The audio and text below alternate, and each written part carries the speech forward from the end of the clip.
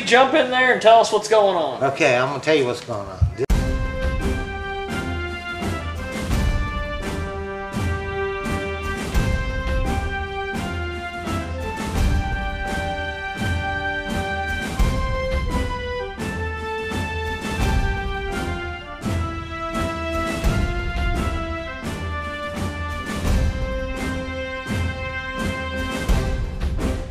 Loud and proud, it's Jiggy Jaguar from JiggyJaguar.com. Thank you. Good night. Jiggy Jag TV. Back here on Jiggy Jag TV, also kjagradio.com. I'm, of course, Jiggy Jag, and we are in the, apparently they have built me a studio here at the McPherson Opera House, which I just find super cool. My thanks to John Holochek and the best technical director in Central Kansas, Jordan.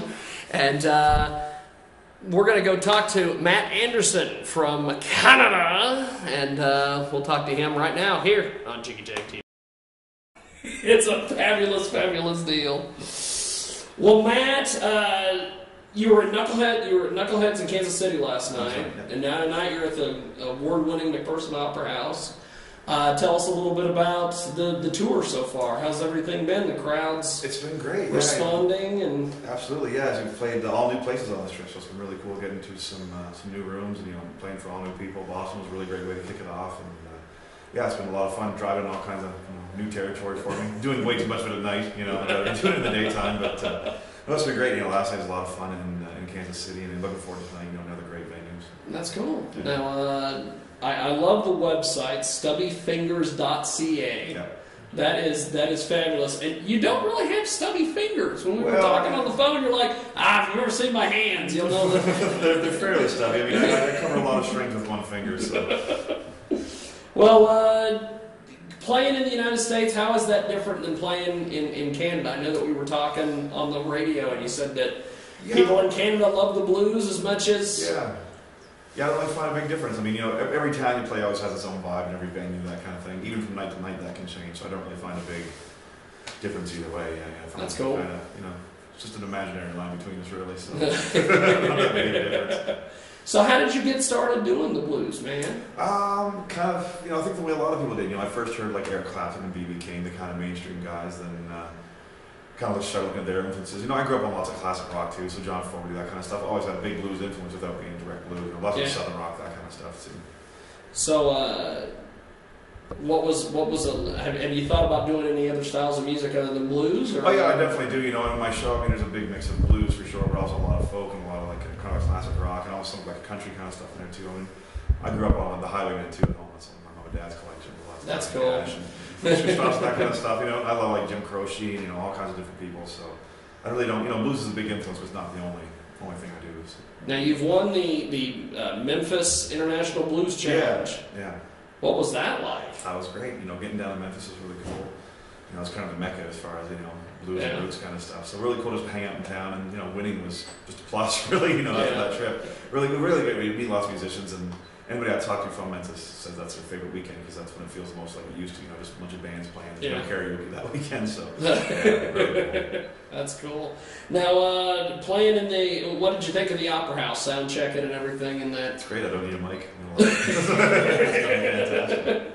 Now, you've been on tour, US, UK, you've been all over the place. What's been some of the different responses you've gotten to the music across the country? It's always great. The only time I find it really different is, when if I travel in Europe or something like that, when I'm playing to a crowd that doesn't speak English, it changes it a little bit, because they react, it's not the words so much, it's more the delivery or, the big guitar kind of stuff or big voice kind of stuff. So it changes the show a little bit. It's a little, and also even in England, when they listen to music, they really listen intently, North America, we clap through the whole thing and hoop and holler there. It's not the same kind of vibe. They listen, they clap at the end, they wait for the next song. It's a lot of fun, but it took me a little while to get used to it. It's intimidating at first. You don't think anybody likes you, so it's kind of tough.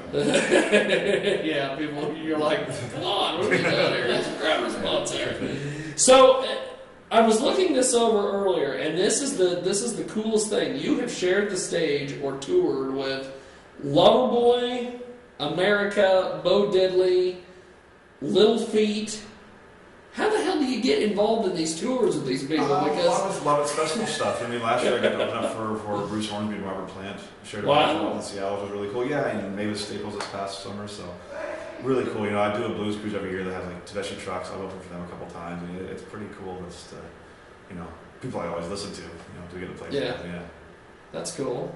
So, have any of these guys given you advice or anything? I had lots of handshakes, lots of good jobs. You know, nobody's taking me aside and giving me a talking to or anything like that. So I guess I'm not really sure, but yeah, you know, it's always been cool. It's nice. You know, I got to jam with the guys in Little Feet on stage, and that was a lot of fun. You know, I took a verse on Women with them, which was pretty cool. That was definitely a highlight. Yeah. That's cool. Now, the stuff that you're doing now, is that sort of the same stuff you were doing with Flat Top and some of the other... Flat Top, when I was with them, that was all cover stuff mostly. I was at the bar band I was in. You know, we did a lot of, you know, we played everything really, from Mustang Sally, Brown and Girl, you know, all the hits, really kind of thing. That's so, cool. So yeah, I was with them for a couple of years, then I decided I want to get into the bar thing and just kind of do my own thing and start writing and doing that kind of stuff. So that's when I started writing and recording and getting more into festivals and more of the soft cedar kind of vibe. That's cool. Yeah. So what do you have planned for everybody at the Opera House this evening? A bunch of music. We've got a new album coming up in about another couple months down here, so gonna play some new stuff, and yeah, it's all going to be new for the people down here, so just gonna have fun. And, yeah. Well, what are some tracks from the new album that you're going to be playing this evening? I'll play one called "I Lost My Way." I'll probably do that one. What else is in there? "Let You Down." Yeah, I don't really do set lists. I guess I just kind of. That's cool. See how it You feels just when kind of I get go, going, and whatever happens, happens. Yeah. That's cool. Well, anything else besides the tour coming up for you and the new CD coming out? No, that's going to eat up a lot of time. You know, I'm booked up now. I've got about 60 dates up until about May, and a few more getting jammed in there, I think, as well. And then summer festivals start, and then I'll be going to Europe probably in the fall. So that's really cool. Yeah, and then Christmas. So yeah, my year's all planned out. That's cool. Well, thanks for doing this, man. No problem. I appreciate it. And how do we find you on social media and everything, or can we just go to the website? Yeah, my website, it all takes me to my Facebook and Twitter and all that kind of fun stuff. That's cool. Do you do your own tweeting? Or I do my own tweeting, yeah. That's cool. Yeah. There's a lot of artists we talk to, and they're like, I don't even mess with what somebody else does. Well, I mean, if it's a business thing, somebody else can put up, you know, my show dates or something like that. You know, Yeah. anything when I say it's a good show or something like that, that's always me. So. That's cool. Yeah. Well, thank you, sir. I appreciate it, man. My thanks to Matt Andersen. Also, my thanks to the great staff here at the McPherson Opera House. And as you can see, yes, they did build me a studio. So we're going to be putting a lot of work into this thing.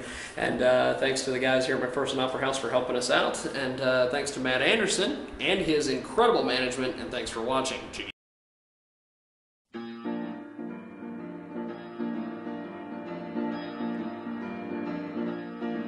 The Jiggy Jaguar.